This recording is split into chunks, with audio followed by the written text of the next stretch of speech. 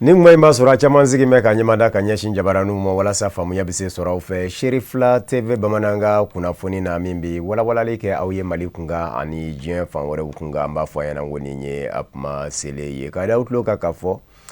silamɛya dɛmɛtɔ Ansar section bolofara min bɛ ba cɛ bolo kan ni o ye Rive Gauche ye u ka lajɛ sigira sen kan lajɛ min sɛbɛ jateminɛ kɛra baara kɛtaw la ani baaraw minnu fɛnɛ kan ka boloda n'o don nataw la k'olu fɛnɛ dajira ɲɔgɔn na baara in kɛra Mali silamatɔw ka fara ɲɔgɔn kan jɛkulubaw Conseil islamique du Mali ɲɛma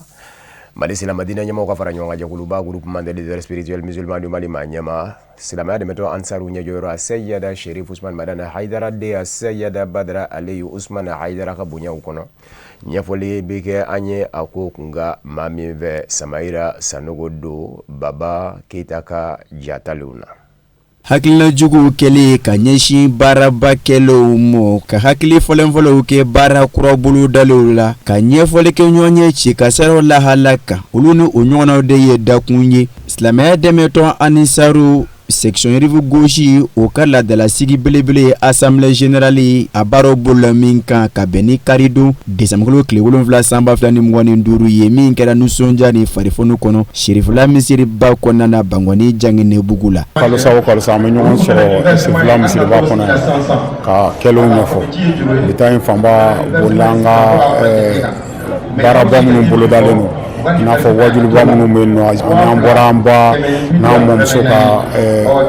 san yɛlɛmɛ na sisan ba Santarawele o kumaw bɛ yen nɔ ani tɔnw yɛrɛ ye wulikajɔ minnu kɛ kalo 3 kɔnɔna na k'a daminɛ Mawuludu la ka na bila sisan na kuma bɛ n'olu kumabaw de kan ka sanga ni Mali silamɛya ɲɛmaaba an fana karamɔgɔ a Seydi Sherif Usman Haidara ka kunkilennaw ye silamɛya dɛmɛtɔ Ansaru bɛ cɛsiri ni wulikajɔ de la dugu jɛgɛ 20 janko ka se ka o seko kɛ guna adamadenya yiriwali ye ani diɲɛ basigili la o siratigɛ la silamɛya dɛmɛtɔ Ansaru section Rive Gauche u bɛ lamagalamagaw kɛ kuma ni kuma ka se ka o jɛnyɔrɔ fi o hakilinaw de la o de bɛ sɛbɛntiya ka sanga ni o bɔlen ye ka caya walasa ka na tali kɛ ni sigi belebele in baaraw la kuma min b'an fɛ ka fɔ o ye siko de don u bɔli ma balan na n'u ma bɔ de u bɛ balan na sabu karamɔgɔ ye mun lase o ye mɔgɔw ni minɛ o la u bɛ na nacogo bɛɛ la bɔli min kɛra an bɛ bɛɛ fo ka bɛɛ waleɲuman dɔn mɔgɔw ka layidu dafali la an kumana an ka cɛkɔrɔba fana ka fatuli kan ka o foli kɛ n'o ye an bɛ ɲangi ye Kayi karamɔgɔ kanubagaba don n'an karamɔgɔ ka wulikajɔ minnu kɛra ka bɔ Mawuludu la ka se sisan ma an da sera olu ma o de ye kuma kumabaw ye ni Sherifu ye taali min kɛ ka taa bonyamasegin kɛ cɛkɔrɔba ka banni na an da sera o fana ma k'o foli kɛ k'o dugawu kɛ o yera alisilamɛ diinɛ ɲuman yangali ɲɛkun kan depuis lawale fa ka se bi mɔ an balakaw ka bɔ silamɛya dɛmɛtɔ Ansaru kɔnɔ o kɛlen kɔfɛ k'u ka nisɔngɔ sɛbɛkɔrɔ danganamaya o ye a yira k'a fɔ u ka dɛmɛ ni dɛmɛ tɛ ko tigɛ ka ɲɛsin bani ni a ka denbaya ka hakilinaw mɔ jango ka se ka alisilamɛ diinɛ ɲuman yiriwa n b'Ala fo an kɔntannen don kosɛbɛ o la I b'a ye dɔrɔn k'a fɔ Ansar ka baara bɛɛ lajɛlen bɛ kɛ Ala subahana wa taala ɲɛda de kama n'i ye gɛlɛya ye jamana kɔnɔ ta k'a ye mɔgɔw bɛ ka ɲɔgɔn da jɛnatigɛ ye cɛsiri so de jɛnatigɛ bɛ cɛsiri de fɔ wa lahara yɛrɛ tɛ sɔrɔ ni mi cɛsiri o la an k'an janto an ka layiduw la an ye layidu minnu ta an k'an janto o layidu ninnu na an bɛ k'an se k'a la halisa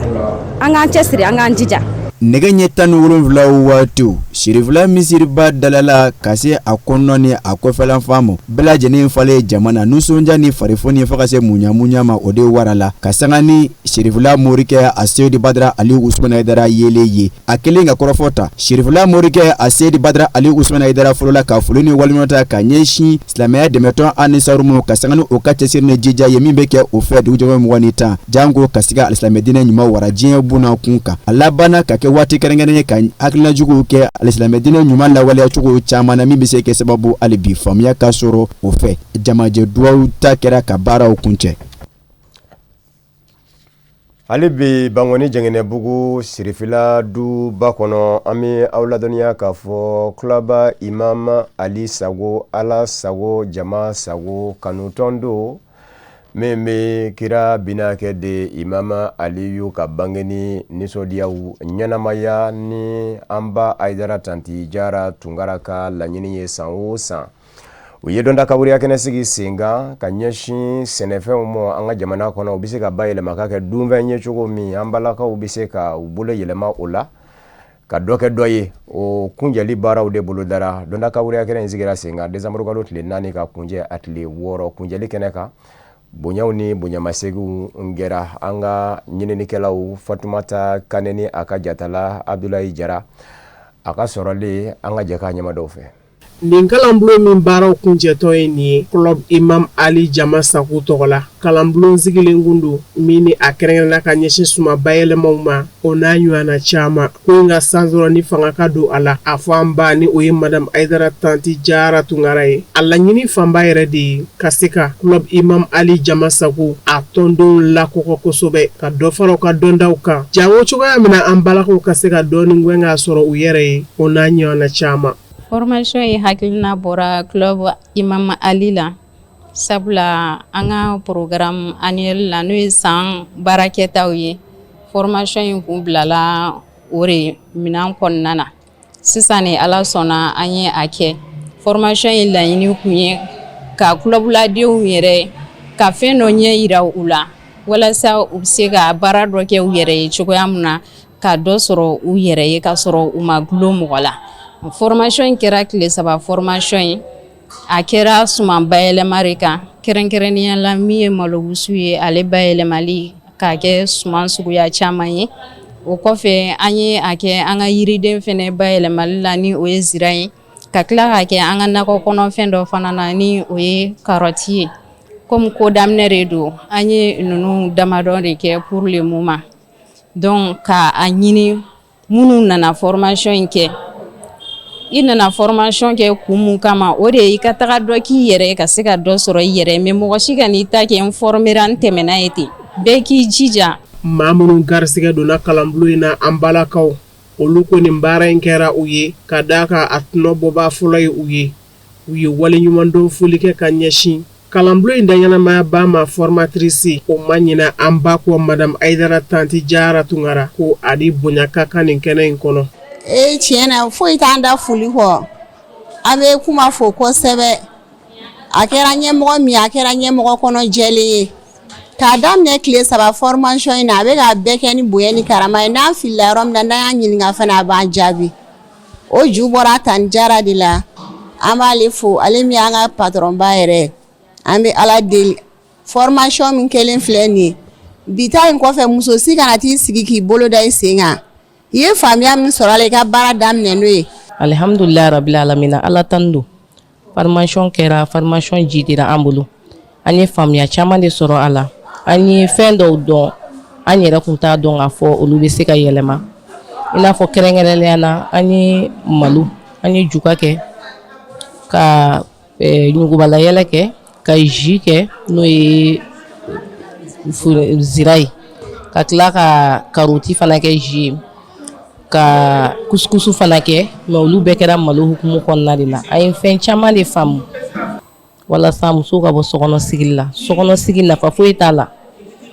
ni den ka samara tigɛra ka cɛ kɔnɔ ou bien I yɛrɛ ka finiko safinɛ mana ban ka cɛ kɔnɔ vraiment a ma nɔgɔ. Kalanbulon in kɛra sababu ye ka Club Imam Ali Jama Saku tɔndenw fara ɲɔgɔn kan ka bɔ Bamakɔ yan ani yɔrɔ caman na tile 3 baara kun don ɲɛfɔli kun t'a la jansɛbɛ kɔrɔ kɛra formatrice fɛ suma bayɛlɛmata ninnu kan maasi ma maasi ɲininka ko a ye mun fɔ ka d'a ka faamuyaliw caman sɔrɔla a la baaraw bɛ taa kuncɛ tuma min na an ka musokɔrɔba ye kɛnɛ sɔrɔ Madame Ayidara Tanti Jara Tunkara a ye waleɲumandɔn foli kɛ ka ɲɛsin clubladen ninnu bɛɛ lajɛlen ma tile 3 baara in ko a ɲɛna ka d'a kan a nɔ yera wa fana Madame Ayidara Tanti Jara Tunkara ka fɔ la ko nin bɛna jɔyɔrɔba ta kosɛbɛ an balakaw ka dɔ kɛ n yɛrɛ ye ani fana a bɛna dɔ bɔ sifinnakaw ka casɔrɔbaliyaw la chômage a kɛnɛ in baaraw la kumabaw o de kɛra somasi minnu bayɛlɛmara olu dɔw tali ka di an ba ma Madame Ayidara Tanti Jara Tunkara ka taa se jataw ma. Fatima Zahara fɔlɔmaw ni labanamaw kuntigi Muhamadu Mustafa nema ni kisi bɛ a ye denmuso don san o san fana ka bɛn ni a ka bangeni sankunbɛn ɲɛɲaniw ye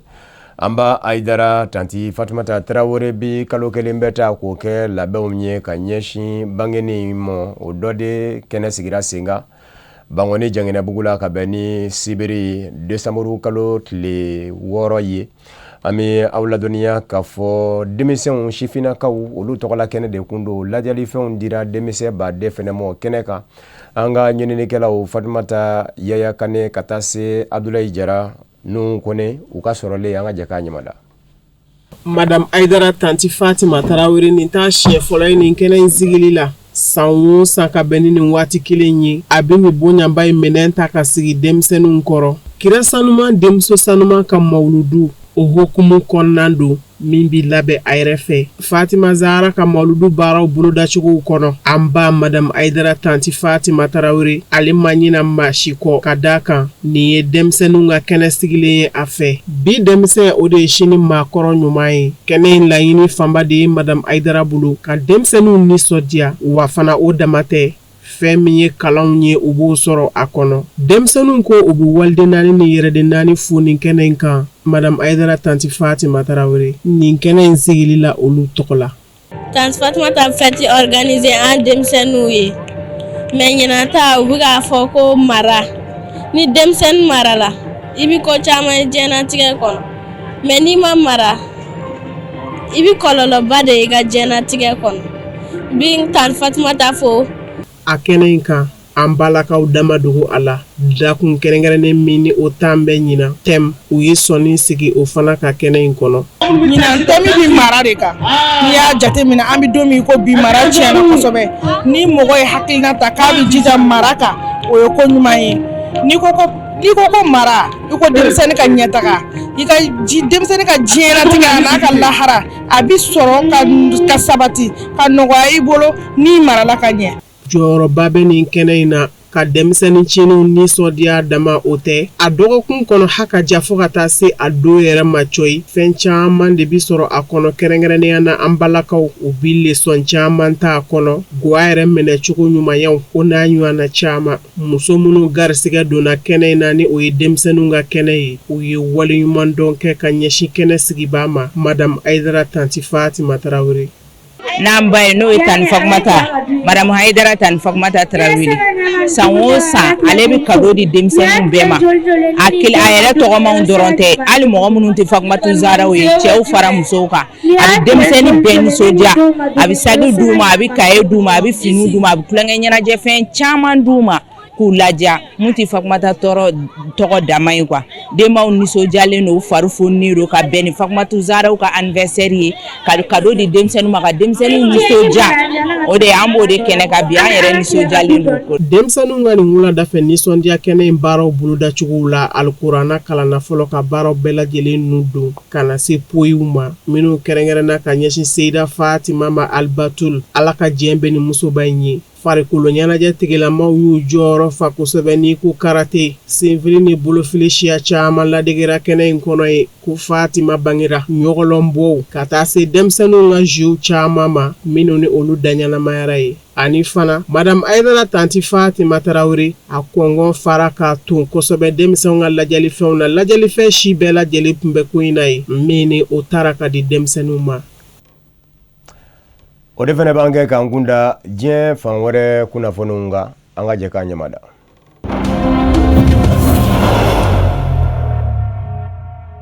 Konowari jamana ɲɛma Alassane Dramane Ouattara a ka foroba sigili kɛra ka bɛn ni ntɛnɛn desanburu kalo tile 8 ye jamana ɲɛma ta ɲɔgɔn na ka bɔ farafinna olu de yera kɛnɛ kan diɲɛ seleke naani setigi jamana baw fɛnɛ olu nɔna bilalen kun do kɛnɛ kan ka fara farafinna jamana ɲɛma kɔrɔ 3 ɲɔgɔn na kan jamana ɲɛma Alassane Dramane Ouattara y'i jɔ jamana sariya suma kɔlɔsiyɔrɔ ma ɲɛmaw ɲɛkɔrɔ conseil constitutionnel ka dalaka ta a ma ladɔnniya k'a fɔ Konowari jamana ɲɛma Alassane Dramane Ouattara sigira fanga na Konowari kalata senfɛ octobre kalo tile 25 jamanadenw mana sigi kɛmɛ sara la 90 bɛɛ lajɛlen de y'a jira k'a fɔ a ka di ye a ka kɛ jamana ɲɛma ye Fonds monétaire international FMI diɲɛseleke naani warisoba a ɲɛma badangangɔrɔ a y'i jɔ k'i kale k'a fɔ a na jamana sariya sunba lapasa jamanadenw ka kelenya jamanadenw ka nafa a n'o bɛɛ lajɛlen lapasa ma ɲɛma caman yira kɛnɛ kan ka bɔ diɲɛ fan wɛrɛw fɛ kɛrɛnkɛrɛnnen ɲɛna Congo Brazzaville jamana ɲɛma Denis Sassou Nguesso, Mauritanie jamana ɲɛma Mohamed Ould Cheikh El Ghazouani, Ghana ka jamana ɲɛma John Dramani Mahama, Senegal jamana ɲɛma Bassirou Diomaye Faye, Sierra Leone jamana ɲɛma Julius Maada Bio, Liberia jamana ɲɛma Joseph Nyuma Boakai,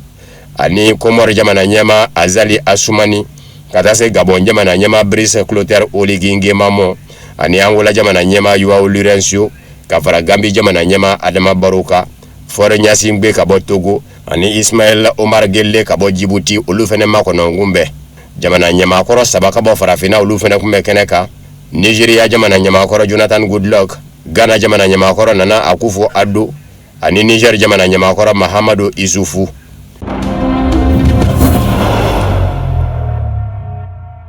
Benin jamana sɔgɔmada yanfa ka bɛn ni dɛnɛ décembre kalo tile 8 ye a basigi ngunbɛ. Surasi ɲɛma filaw minnu minɛ ngunbɛ surasi tɔw fɛ minnu kuma fɛ ka Patrice Talon ka fanga bi, Général Abou Issa dugumakɛlɛcɛw ka ɲɛmaaba ani colonel Fayizou Gomina, Patrice Talon ka jamana ɲɛmayaso lakanabaw ka ɲɛmaaba, u bɛɛ lajɛlen sera ka labila ka sabu kɛ kɛlɛcɛw minnu ma sɔn ka Patrice Talon kɔbila, u ye wulikajɔ kɛ fanga binbaw nɔfɛ ka nin surasi ɲɛma fila ninnu wɔgɔbɛ ka bɔ u bolo. Nin jalatigiba fila ninnu Benin jamana surasiya la, u bɔra bolola tɔɔrɔ m'u sɔrɔ ka fɔ jasobaw kun gɛngunbɛ k'u ka minɛni ta k'a yanga, wa ni manga ko k'a bɛ kɛ fɛn ye ko fanga bɛ bi bɛɛ, surasi ɲɛma minɛni jɔyɔrɔba bɛ o la fanga binbaw bolo. Fanga kɛ ko min ye nin ye ka nin jalatigiba fila wɔgɔbɛ ka bɔ fanga binbaw bolo, a b'a jira k'a fɔ fanga se bɛ boli surasiya kanza Benin jamana kɔnɔ. Lɛrɛ damadɔ surasiw kɛlen k'a fɔ jabaranizo la k'u ye Patrice Talon ka fanga bi Benin, CEDEAO ye wulikajɔ daminɛ. Nigeria jamana min ye Benin jamana danjabɔɲɔgɔn jamana ye, o ka sanfɛkɛlɛcɛw donna dɔrɔ, nka min ye maa caman kɔnɔ wa jateminɛbaw la, Emmanuel Macron ye laseli dɔ kɛ k'a jira k'a fɔ degun min bɛ Nigeria jamana ka lakanabaliya kɛlɛli lɔ, n'a kɛn bɛ sababu ye k'a ni Amérique jamana fɔ ɲɔgɔn kɔ bi, ko Nigeria jamana ɲɛmaabɔla Tinubu ko hakilila tigɛ, Faransi jamana seko ye min ye k'o kɛ Nigeria jamana ye ka lakanabaliya in gɛlɛ k'a n'o kɛ. Emmanuel Macron y'o lase bɔlɔlɔ na siraw fɛ ka bɛn ni dimanche don kelen ye kuma min na ni kafo jaso bɛ senna Benin. CEDEAO fana ye wulikajɔ kɛ ka bɛn n'o kuma kelen fana ye. Tile binnen CEDEAO jamanaw la dankɔrɔba n'o ye Nigeria ye, o sanfɛkɛlɛcɛw donna dɔrɔ ka bundeli daminɛ ka ɲɛsin fanga binbaw ma Benin jamana kɔnɔ. Nigeria jamana y'a jira k'a fɔ a ye baara in kɛ ni CEDEAO ka diɲɛ de ye. Nigeria jamana ɲɛmaabɔla Tinubu yɛrɛ y'a jira k'a fɔ Benin jamana ɲɛmaa Patrice Talon a ye laɲini fila de tɛngu Nigeria jamana la a ko k'a ye Benin jamana kɔnɔ, wa Nigeria jamana y'o laɲini fila kɛ.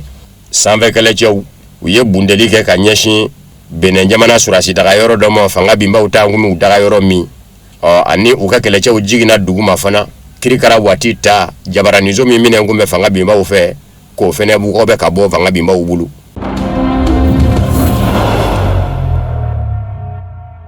Amérique jamana ɲɛmaa Donald Trump ko i jigi misɛnyara Ukraine jamana ɲɛmaa Volodymyr Zelensky kɔrɔ k'a ye k'a fɔ ale ye kɛlɛba fɛɛrɛ min dajira fan filaw la Ukraine ni Russie la n'o bɛ se ka kɛ mankan ban sababu ye u cɛ, ko k'a ye k'a fɔ Ukraine jamana ɲɛmaa Volodymyr Zelensky halibi a m'o kɛlɛ ban fɛɛrɛ in yɛrɛ kalan fɔlɔ k'a dɔn fɛn min b'a kɔnɔ ko y'i jigi misɛnya. A ye kɔrɔfɔ in lase ani kunnafonidilaw de cɛ. Donald Trump y'a jira k'a fɔ Volodymyr Zelensky Ukraine jamana ɲɛmaa don min na ale bɛ a wele ka ko in da tulo kan, a y'a jira k'a fɔ a diyara a ye. Nka ni ale yɛrɛ kɔni ɲininka ale ye kɛlɛba fɛɛrɛ min dajira nin ye a ma bɛn Volodymyr Zelensky Ukraine jamana ɲɛmaa ma. O kuma kun min y'a to a ma se ka hali bi a gafe dayɛlɛ k'a kala, o ɲininkali de kan ka kɛ sa. Novembre kalo la Donald Trump kun ye kɛlɛba fɛɛrɛ dɔ dajira Russie jamana ɲɛmaaw ni Ukraine jamana ɲɛmaaw la ka kɛlɛba u ni ɲɔgɔn cɛ min sinsin bɛ duloma 28 ɲɔgɔn na kan. O mɛnnen Volodymyr Zelensky Ukraine jamana ɲɛmaa n'a dɛmɛ jamanaw fɛ ka bɔ nazaralasetigi jamanaw la Faransiw ni Alemaɲɛw ni Angleterre u y'a jira k'a fɔ a ma bɛn u ma ko kɛlɛba fɛɛrɛ in da ka di Russie jamana la kojugu k'u tɛ jɛ n'a ye ko fɔ yɛlɛma ka don a rɔ. nga Volodymyr Zelensky k'a ye k'a fɔ hali bi kɛlɛba fɛɛrɛ dajiralen gafe ma kalan a fɛ. Donald Trump Amérique jamana ɲɛmaya yira k'a fɔ i jiginna la o yɔrɔ la.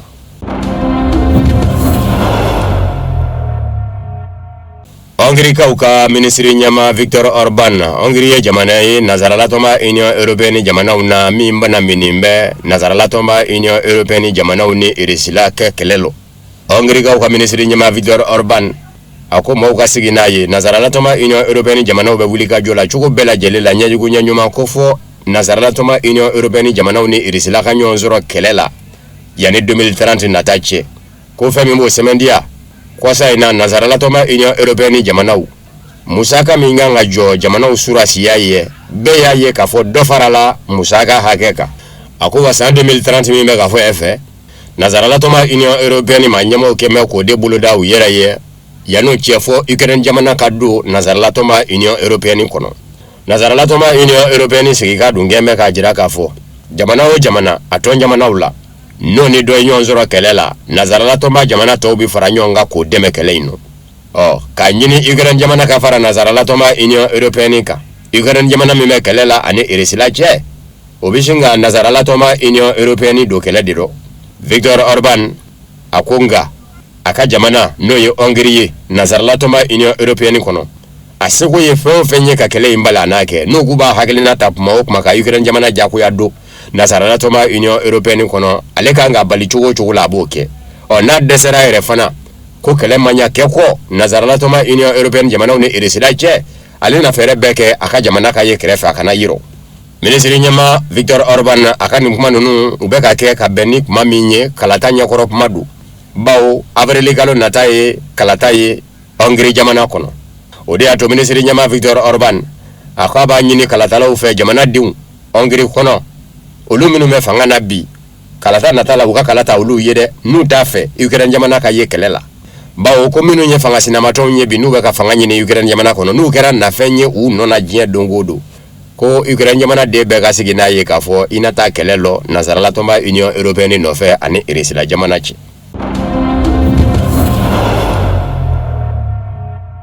Serbe de Bosnie jamana do Rusila yanfa fɛ nka don tɛmɛnenw na jamana ninnu bɛɛ kun y'u dama jamana ye dɔ kun ye Serbi ye dɔ kun ye Bosnie ye nka nazaralasetigi jamanaw ka wuli ka jɔ ka sanga n'u yɛr'u ka nafaw ye kɛlɛ gwɛlɛyara ninnu fan filaw ni ɲɔgɔn cɛ kɛlɛ bɛ taa ban tuma min yɛlɛma donna a jamanaw sigi cogo la an'u fangaw kɛ cogo la maa min kun bɛ a ɲɛmaaya la ni o ye Milorad Dodik ye ka sanga ni a jɔyɔrɔ ye jamana maracogo la a ka fanga bira ka sabu kɛ a ye mɛn i n'a fɔ Rusila jamana masurunama maa in a kun yirala k'a fɔ a ka minɛ a y'i yɛrɛ ta ka n'i yɛrɛ sɔrɔ Rusila jamana faaba la Moscou Vladimir Poutine fɛ yen. Serbe de Bosnie ministre ɲɛmaa kɔrɔ Milorad Dodik nka Rusila jamana ma ɲɛmaaw bolo ministre ɲɛmaa kɔrɔ tɛ hali bi Serbe de Bosnie ɲɛmaa don laseli dɔ la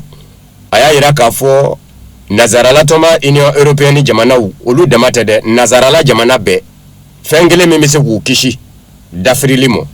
f'u ka sɔn ka jɛ ni Rusila jamana ye a ye kɔrɔfɔ in lase ani Rusila kunnafoni di sira taasi cɛ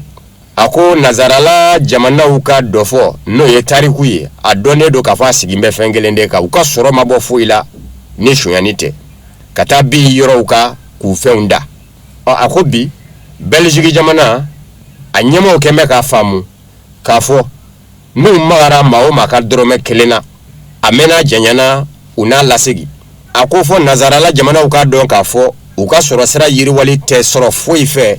fɔ u bɛ Rusila jamana nafa sɔrɔ siraw minnu la na u fɛ yen sɔngɔ nɔgɔya la ni ka bɔ o numu ko nka k'o bilama jɔra bawo u banna Rusila jamana bolofɛnw zanni na k'a sabu kɛ k'u bɛ ka ɲangi ɲɛsin Rusila jamana ma o kɛra sababu ye ka nazarala jamanaw bɛɛ lajɛlen gwɛlɛya a ko a sidɔn bɛ bɛɛ fɛ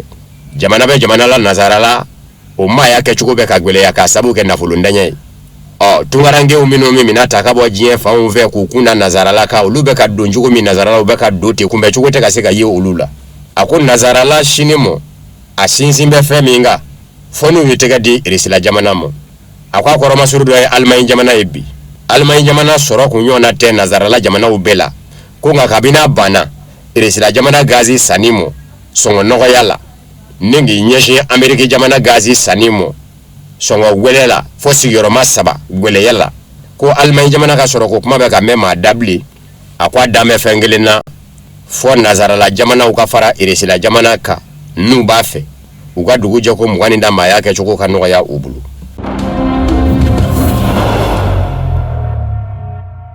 Turki jamana do jamana mi ni abe arabula kono ni nazara la kono che nga akadi Turki jamana ye akaye nazara la tomba Union Européenne kono ayo doni la nyine chien chama utora kani leru bo ala ka kena fo abido bishingu cheka bo akoro wale kele obisharia wale do da doni dafe kofa ko lu labatu ayi sego ke olu bela nga masika do nazara la tomba Union Européenne kono ukoni ngeme ka nyonzoro nazara la jamana uka kelebulu ota kono Turki o to jamana yi nga Turki jamana kono kuna fane di gafe do be ko milliet o yesebeninge ka Turki ka fajira ani nazara la jamana uche kengere ni nyana ani ota to jamana to uche milliet kuna fane di gafe ku wala sa Turki jamana nafaka do ota to jamana ufe iresi la jamana ayefe minjira igran jamana kelelo odiyo sababu ya kwa kera sababu ye utato nyamana to uka donga fo ukalla kana ko farati bero nuni Turki jamana te nyombulu kuna fani di gafe miliyati ya yaraka fo utato jamana to uhagliti jigi oluka jamana la kafo utato jamana do foni ukan nafabe Turki ka faranga mina journal miliyati ku anye degunshia bela jele doye kando ningela bulo ota ingono anga jamana kafo ujaso shugo nyinina minu mbembe labena o otanto jamana do fe kanyeshi amo barko daranga noye ambargui kumana mami nanye wulika joke kulu nofe kulu minu ngume ka anga jamana sigi jugo nyine asenza barakono o yara imitalike mamuru lenja kulu peka ka Turki de la shia mimble ninye irakeni sirini Turkiche nabi wile ko kurdiu o mime Turki muruti mbe Turki fangamo mabe Turki fanga bakele o kele lilo Turki fanga fe barko kada Turki ka kuna foni di gafe miliyati ka korafa bita o de fafe ako kuma mini amago jora sanve fe kumbelala kanga jamana lakana chugo nyini Turki jamana kono no ye système de défense aérienne anje nyo nunu nyanguma o tato jamana ula uyuda ku bomboye minga jugo no be hali sanve fe buna mingume ambulo no ye système patriotique ko singane kundo amo uyo mine ana meno medele ka barako sigi Turki jamana ka olu de bila mabeka no jo usirane irisila jamana nye ninyi njugu ya dalakaye ko a ko Turki jamana kelemina bilama ko joyoro babe ala otan kelebulu kono kwa binafo uhagili na mejigi anga jenyonya la bide abarata domina umogo kunde ana unyina ne kundo ango kwa saina ota ton jamana ukelebulo nyema markaroti ye ajiraka fo jongwala Turki jamana keleke mina mbilama nafa babe ula otan kelebulo kono ka otan kelebulo korodu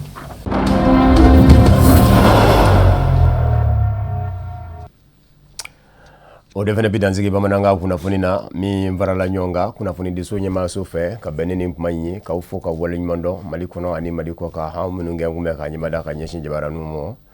akambe je kuma wore na la kaje